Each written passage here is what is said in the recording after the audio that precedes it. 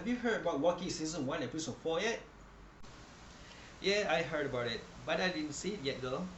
It started in Asgard with Sylvie as a child sitting alone playing with toy figures. Ravonna was still a Miniman soldier as usual, 4 soldiers for every team, and Ravonna is the leader of this particular team. They arrested Sylvie, which is still a child, and Ravonna captured her anyway because she thinks LOKI are all predestined to become a master of mischief. They then put a device on the floor that child Sylvie is sitting and resetting the charge.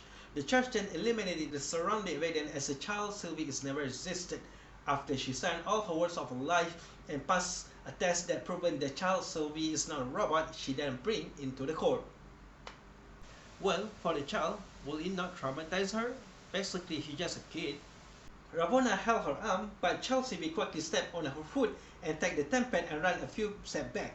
Child Sylvie somehow know how to open the portal door and run anyway.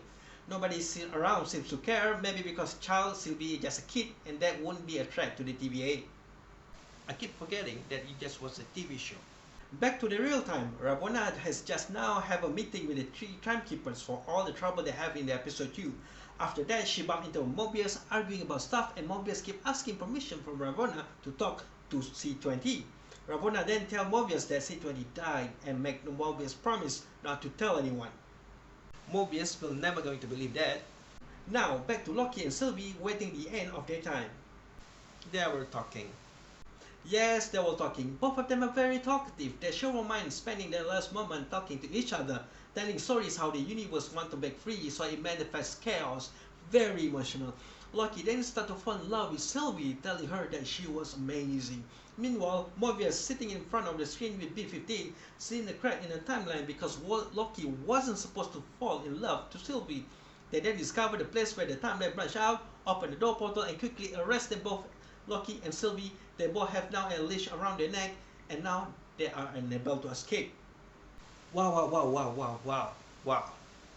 They are now being interrogated separately. LOKI tells Mobius that the TVA is lying to him, so Mobius throws LOKI in a time cell while LOKI gets hurt again and again in a looping incident.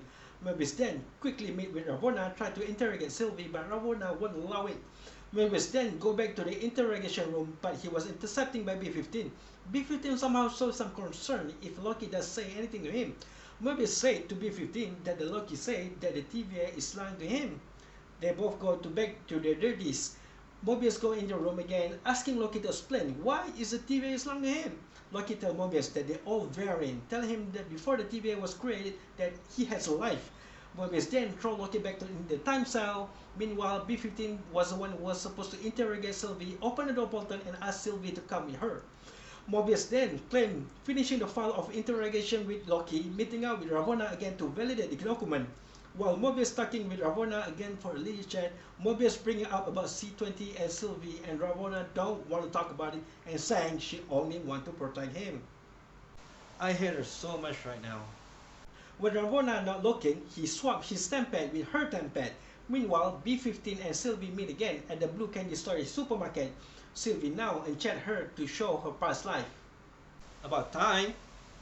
Mobius then opening a tempad looking for the video interrogation between Ravonna and C20. The video showed that C20 was actually okay and telling the truth, but Ravonna quickly end up the interrogation. Mobius now run to LOKI and start to believing him, so they make a plan to save Sylvie, but somehow Ravonna with a team of Minimen catching up with them and hold them. Mobius pretending not to know what is happening, admitted that he was mistakenly swapped the tempad and give the tempad back to Ravonna. Mobius finally admit that he believed in LOKI and Ravonna decide to prune him. Ravonna's plan now is to take LOKI and Sylvie to meet with the 3 timekeepers just to be killed in front of them. They were brought by force and now they meet up with the timekeepers as LOKI and Sylvie chat with the timekeepers. B-15 come to rescue, releasing their leash so they can move freely. Oh, tell me what happened. It's LOKI, Sylvie, and B-15, 3 people versus Ravonna and a Miniman team, which added to 5. From the start, it's 3 versus 5, but B-15 got unconscious, so it's 2 versus 5. But it's 2 versus 4 now, since Ravonna decided to stay a bit far from the fight. Both LOKI and Sylvie each fight with 2 people. Sylvie managed to get knocked 1 person unconscious and killing 1 person, while LOKI is still fighting with 2 people. Rabona finally decided to step in and fight with Sylvie. Sylvie knocked her out. And Loki also managed to knock one person unconscious and killing one person. Sylvie then threw a sword and decapitated one of the timekeepers. All of the timekeepers, including the beheaded one, laughing for a second and being turned off because they're all just androids. So that's it. Loki and Sylvie got so confused, and Loki started to be heartless and wanted to tell her that he is in love with her. But before Loki managed to say that, Ravonna waked up from her consciousness and pruned Loki. Sylvie now captured Ravonna, make her hostage, and demand Ravonna to tell her everything. Meanwhile, Loki wakes up in another location while being surrounded by 4 other Lokis. It means when people got pruned, they got sending to another universe, particularly only in this one place where there is no escape, presumably. Of course. See you again in episode 5.